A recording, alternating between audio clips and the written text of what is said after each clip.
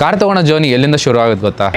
ಸ್ಟಾರ್ಟಾ ಏನೋ ದೊಡ್ಡ ಮನ್ಸೆಲ್ಲ ಮಾಡಿ ಕಾರ್ ತಗೊಳ್ಳೋ ಅಂತ ಡಿಸೈಡ್ ಮಾಡ್ಬಿಟ್ಟಿದ್ದೀರಾ. ಇವಾಗ ಕಾರ್ ತಗೊಳ್ಳೇಬೇಕು. ಇವಾಗ ಎಷ್ಟು ಖರ್ಚಾಗುತ್ತೆ ಇದೇ ತಾನೇ ಮೇನ್ ಕ್ವಶನ್ ಬರೋದು. Hi episode 2 okay hi welcome to power ad episode 2. First ವಿಡಿಯೋದಲ್ಲಿ ಒಳ್ಳೆ ರೆಸ್ಪಾನ್ಸ್ ಬಂದಿದೆ, ತುಂಬಾ ಖುಷಿ ಆಯ್ತು. ಕಮೆಂಟ್ ಸೆಕ್ಷನ್ ಅಲ್ಲಿ ತುಂಬಾ ಜನ ಕೇಳಿದ್ರಿ ಯಾವ ಕಾರ್ ತಗೊಳ್ಬೇಕು, ಯಾವ ತರ ಗಾಡಿ ತಗೊಳ್ಬೇಕು, ಐಡಿಯಲ್ ಕಾರ್ ಯಾವ್ದು, ಏನ್ ಬಜೆಟ್ ಇರಬೇಕು ಅನ್ನೋದು. ದುಡ್ಡು ಇರುತ್ತೆ ಬಟ್ ಐಡಿಯಲ್ ಕಾರ್ ಸಿಗಲ್ಲ, ಕಾರ್ ಇರುತ್ತೆ ಬಟ್ ಕ್ಯಾಶ್ ಇರಲ್ಲ. Car it is basically a machine. ಇದಕ್ಕೆ ಮೇಂಟೆನೆನ್ಸ್ ಅನ್ನೋದು ಮಾಡ್ಲೇಬೇಕು ನಾವು. ಇದ್ರಲ್ಲಿ ಇರೋದೆಲ್ಲ ಮೂವಿಂಗ್ ಪಾರ್ಟ್ಸ್, ಚಕ್ರದಿಂದ ಇರ್ಬೋದು, ಇಂಜಿನ್ ಅಲ್ಲಿ ಇರ್ಬೋದು, ಏನೇ ಇರ್ಬೋದು, ಏನೆಲ್ಲ ಮೂವ್ ಆಗುತ್ತೆ ಈ ಪಾರ್ಟ್ಸ್ ಎಲ್ಲ ವೇರ್ ಅಂಡ್ ಟೇರ್ ಇರುತ್ತೆ. ಕಾರ್ ತಗೊಳೋದು ತುಂಬಾ ಜನ ಆಸೆ ಆಗಿರುತ್ತೆ, ಒಂದ್ ಫ್ಯಾಮಿಲಿ ಡ್ರೀಮ್ ಆಗಿರುತ್ತೆ. ತುಂಬಾ ಜನ ಎಷ್ಟೋ ವರ್ಷ ವೇಟ್ ಮಾಡ್ತಾರೆ, ಸೇವಿಂಗ್ಸ್ ಮಾಡಿರ್ತಾರೆ, ಒಂದ್ ರೈಟ್ ಚಾಯ್ಸ್ ಅನ್ನೋದನ್ನ ಮಾಡಲ್ಲ. ಮೇ ಬಿ ಬ್ಯಾಡ್ ಇನ್ಫ್ಲೂಯೆನ್ಸ್ ಆಗಿರುತ್ತೆ, ಯಾವ್ದೋ ಒಂದು ಆಡ್ ನೋಡಿರ್ತಾರೆ, ಕಲರ್ ಚೆನ್ನಾಗಿರತ್ತೆ ಅಂತ ತಗೊಂತಾರೆ ಬಟ್ ಸ್ಪೆಸಿಫಿಕೇಶನ್ ನೋಡಿರಲ್ಲ. 10 ಲಕ್ಷ ರೂಪಾಯಿ ಈ ಗಾಡಿಗೆ. ಇದಕ್ಕೆ say you making down payment of 20%, very basic. 2 lakh ರೂಪಾಯಿ ಡೌನ್ ಪೇಮೆಂಟ್ ಮಾಡ್ತೀರಾ.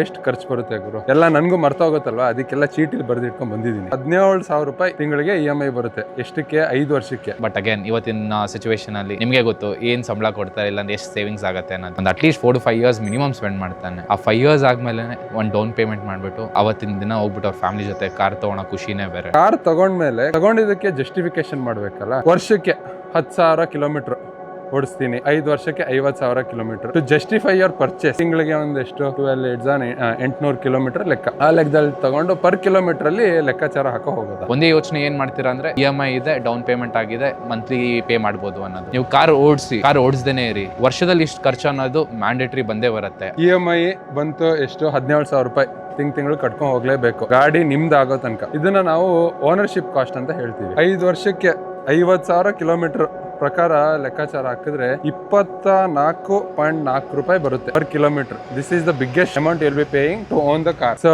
5 years bumper to bumper comprehensive insurance plus third party. So year on year depreciation ಅವು ಇವು ಎಲ್ಲ ಲೆಕ್ಕ ಹಾಕಿದ್ರು 1 ಲಕ್ಷ ಇಟ್ಕೊಳ್ಳೋ, 1 ಲಕ್ಷ ಬೇಕು. ಈಗ ಕಾಸ್ಟ್ ಆಫ್ ಮೇಂಟೆನೆನ್ಸ್ ಇದ್ರ ಬಗ್ಗೆ ಮಾತಾಡೋದ. ಕೂಲೆಂಟ್, ಬ್ರೇಕ್ ಫ್ಲೂಯಿಡ್, ಇದು ಏರ್ ಫಿಲ್ಟರ್, ಇದ್ರೊಳಗೆ engine oil filter, battery, wiper blade, coolant, ಯಾವ್ದಕ್ಕೂ ಜೀವ ಇಲ್ಲ ಅಂದ್ರೂ ಜೀವ ಇದೆ ಅಂತ ಹೇಳ್ಬೋದು. ಯಾಕಂದ್ರೆ ಎಲ್ಲದಕ್ಕೂ ಸೆಟ್ ಇಂಟರ್ವಲ್ ಇರುತ್ತೆ. ಆ ಇಂಟರ್ವಲ್ ಅಲ್ಲಿ ಕೆಲವೊಂದು ಚೇಂಜ್ ಮಾಡ್ಕೊಂಡು ಹೋಗ್ಬೇಕಾಗುತ್ತೆ. ಒಂದು 20-25,000 ಕಿಲೋಮೀಟರ್ ಬಂತು ಅಂದ್ರೆ 2 ಸೆಟ್ ಬ್ರೇಕ್ ಪ್ಯಾಡ್ ಚೇಂಜ್ ಆಗುತ್ತೆ. ಸ್ಪಾರ್ಕ್ ಪ್ಲಗ್ ಇದು ಆಲ್ಮೋಸ್ಟ್ 1 ಸೆಟ್ ಅಂತೂ ಚೇಂಜ್ ಆಗುತ್ತೆ 50,000 ಕಿಲೋಮೀಟರ್. ಇಂಜಿನ್ ಆಯಿಲ್ ಇದು ಬಂದು ಎವ್ರಿ 10,000 ಕಿಲೋಮೀಟರ್ ಅಂದ್ರೆ 5 ಸತಿ ಇಂಜಿನ್ ಆಯಿಲ್ ಚೇಂಜ್ ಆಗುತ್ತೆ. ಏರ್ ಫಿಲ್ಟರ್ ಅಷ್ಟೇ, ಇದು ಒಂದು 5 ಸತಿ ಚೇಂಜ್ ಆಗುತ್ತೆ. AC ಫಿಲ್ಟರ್, ಇದು ಕ್ಯಾಬಿನ್ ಫಿಲ್ಟರ್ ಅಂತ ಬರುತ್ತೆ ಒಳಗಡೆ. Transmission oil, gear box oil ಅಂತಾನು ಕರೀತಾರೆ, ಇದಕ್ಕೆಲ್ಲ AMT ಆಯಿಲ್ ಅಂತಾನು ಬರುತ್ತೆ. ಬ್ಯಾಟ್ರಿ 3 ವರ್ಷ 4 ವರ್ಷ ಬಂದಾಗ ಅದ್ರದ್ದು ಒಂದು ಚೇಂಜ್ ಇದು ಬರುತ್ತೆ. ನೆಕ್ಸ್ಟ್ ವೈಪರ್ ಬ್ಲೇಡು, ಇಲ್ಲಿ ಸಣ್ಣ ಪುಟ್ಟ ಹೆಡ್ ಲ್ಯಾಂಪು, ಅವು ಇವು ಇವೆಲ್ಲ ಲೆಕ್ಕಾಚಾರ ಹಾಕೊಂಡ್ರು ಒಂದು 50,000 ಇಟ್ಕೊಳ್ಳಿ, 1 ರೂಪಾಯಿ ಪರ್ ಕಿಲೋಮೀಟರ್. ನೆಕ್ಸ್ಟ್ ಇನ್ನೊಂದು ಕ್ರೂಷಿಯಲ್ ತುಂಬಾ ಇಂಪಾರ್ಟೆಂಟ್ ಫ್ಯಾಕ್ಟರ್ ಬಂದು ಟೈರ್ಸ್ ಬರುತ್ತೆ. 5 years ಒಂದ್ಸತಿ ಟೈರ್ಸ್ ಚೇಂಜ್ ಮಾಡಲೇಬೇಕು. ನೀವು ಓಡಿಸಿರೋ ಇಲ್ಲೋ, ಯಾಕಂದ್ರೆ ರಬ್ಬರ್ ಬ್ರಿಟಲ್ ಆಗುತ್ತೆ, ಹಾರ್ಡ್ ಆಗುತ್ತೆ. It is recommended to go for a wheel alignment and rotation balancing every 5,000 kilometre. ಇದು ಎಲ್ಲ ಲೆಕ್ಕಾಚಾರ ಹಾಕಿದ್ರೆ ಇದೊಂದು 30,000 ರೂಪಾಯಿ ಬೀಳುತ್ತೆ. Equated to around 60 paisa per kilometre. Toll charges ನಾನು ಇವಾಗ ನಮ್ ಗೌರ್ಮೆಂಟ್ ತಂದಿರೋ ಸ್ಕೀಮ್ ಪ್ರಕಾರ ಅದ್ರಲ್ಲಿ ಲೆಕ್ಕಾಚಾರ ಪ್ರಕಾರ ಆಗ್ತಾ ಇದ್ದೀನಿ. ಸೊ ನಮ್ಗೆ 3,000 ರುಪೀಸ್ಗೆ ಆನ್ಯುವಲ್ ಪಾಸ್ ಕೊಡ್ತಾರೆ. ಸೊ ಆನ್ಯುವಲ್ ಪಾಸ್ ಬಂದ್ಬಿಟ್ಟು 3,000 ರುಪೀಸ್ಗೆ 200 ರೇಟ್. 3,000 ಇಂಟು 5 years 15,000 ರೂಪಾಯಿ. ಅದು ಬಂದು ಪರ್ ಕಿಲೋಮೀಟರ್ ಲೆಕ್ಕ ನೋಡಿದ್ರೆ 30 ಪೈಸಾ ಬೀಳುತ್ತೆ. ಓಡಿಸ್ತೀವೋ ಇಲ್ವೋ, ಗಾಡಿ ಕ್ಲೀನ್ ಆಗಿರ್ಬೇಕು. ಗಾಡಿಗೆ ವಾಶ್ ಮಾಡಿ ತಿಂಗಳಿಗೆ 2 ವಾಶ್ ಮಾಡ್ತೀರಾ ಅನ್ಕೊಳ್ಳಿ, 1,000 ರೂಪಾಯಿ ತಿಂಗಳಿಗೆ. ವರ್ಷಕ್ಕೆ ಬಂದು 12,000 ರೂಪಾಯಿ. 5 ವರ್ಷಕ್ಕೆ 60,000 ರೂಪಾಯಿ ನಾವು ವಾಷಿಂಗ್ ಅಲ್ಲಿ ಖರ್ಚು ಮಾಡ್ತೀವಿ. ಲೆಕ್ಕ ಹಾಕಿದ್ರೆ 1.2 rupees per kilometre is your washing charges. And ಮಿಕ್ಕಿದು ಮೇಂಟೆನೆನ್ಸ್ ಅವು ಇವೆಲ್ಲ ಲೆಕ್ಕ ಹಾಕಿದಾಗ 12.1 rupees. ಕ್ಯುಮ್ಯುಲೇಟಿವ್ ಆಗಿ ಲೆಕ್ಕ ಹಾಕಿದಾಗ ಆಲ್ಮೋಸ್ಟ್ 36.5 to 37.5 rupees ಒಂದು ಕಿಲೋಮೀಟರ್ಗೆ ಒಂದು 10 ಲಕ್ಷ ರೂಪಾಯಿ ಗಾಡಿ ಇದು ನಮ್ಗೆ ಖರ್ಚು ಬರುತ್ತೆ. It is cost of convenience. ನಾವು ಸ್ವಂತ ಕಾರ್ ನಾವು ತಗೊಳ್ಳೋದೇ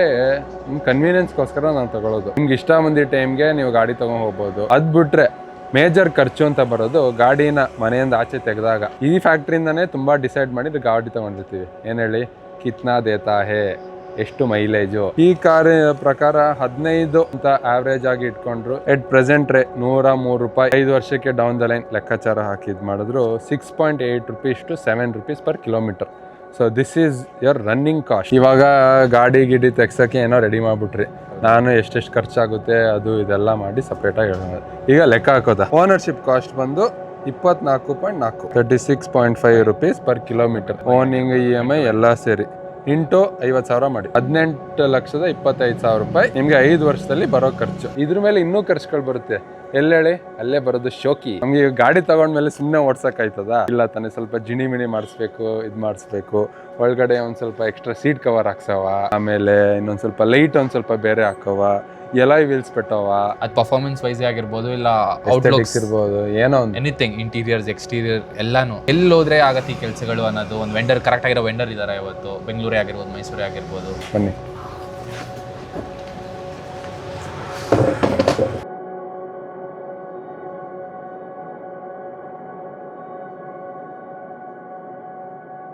ಈಗ ನೀವು ನಿಮ್ಮ ಗಾಡಿಗಳಿಗೆ ಎಷ್ಟು ಖರ್ಚು ಬರುತ್ತೆ ಈ ಫ್ಯಾಕ್ಟರೀಸ್ಗಳನ್ನ ಇಟ್ಕೊಂಡು ಅಂದ್ಬಿಟ್ಟು ಲೆಕ್ಕಾಚಾರ ಹಾಕಿ ಕಮೆಂಟ್ ಸೆಕ್ಷನ್ ಹಾಕಿ. ಕಾರ್ ತಗೊಂಡಾದ್ಮೇಲೆ ಏನ್ ಮಾಡ್ಬೋದು, ಮೇಂಟೆನೆನ್ಸ್ ಎಲ್ಲ ಮಾತಾಡಾಯ್ತು. ಯಾವ ತರ ಕಾರ್ಗಳಿದೆ, SUV ಸೆಗ್ಮೆಂಟ್ ಆಗಿರ್ಬೋದು, ಸೆಡಾನ್ ಆಗಿರ್ಬೋದು, ಹ್ಯಾಚ್ ಬ್ಯಾಕ್ ಆಗಿರ್ಬೋದು, ಇಲ್ಲ ಏನ್ ತಗೊಂಡ್ರೆ ಏನ್ ಬೆನಿಫಿಷಿಯಲ್ ಅನ್ನೋದಾಗಿರ್ಬೋದು ಅಲ್ವಾ. ಈ ವಿಡಿಯೋದಲ್ಲಿ ನಾವು ಪ್ರಾಬ್ಲಿ ಅದನ್ನ ಹೇಳಿಲ್ಲ, ಬಟ್ ಸ್ಟೇಟ್ ಯೂನ್ ನಾವು ಈ ಪ್ರಾಪರ್ ಆಗಿ ಡೀಟೇಲ್ ಆಗಿ ಹೇಳ್ತೀವಿ ಯಾವ ಕಾರ್ ತಗೊಂಡ್ರೆ ಯಾವ ಸೆಗ್ಮೆಂಟ್ಗೆ ಆಗತ್ತೆ ಅಂತ ಹೇಳ್ತಾ. Till then keep watching, like ಮಾಡಿ, ಸಬ್ಸ್ಕ್ರೈಬ್ ಮಾಡಿ, ಅದೇ ತರ ಫ್ರೆಂಡ್ಸ್ಗೆ ಎಲ್ಲರಿಗೂ ಶೇರ್ ಮಾಡಿ. ಸ್ಟಾರ್ಟಿಂಗ್ ಸಮಥಿಂಗ್ ನ್ಯೂ, ಅದೇ ಥರ ನಿಮ್ಮ ಸಪೋರ್ಟ್ ಇದ್ದರೆ ನಾವು ಬೆಳಿತೀವಿ ಅಂತ ಅಂದ್ಕೊಂಡಿದ್ದೀವಿ.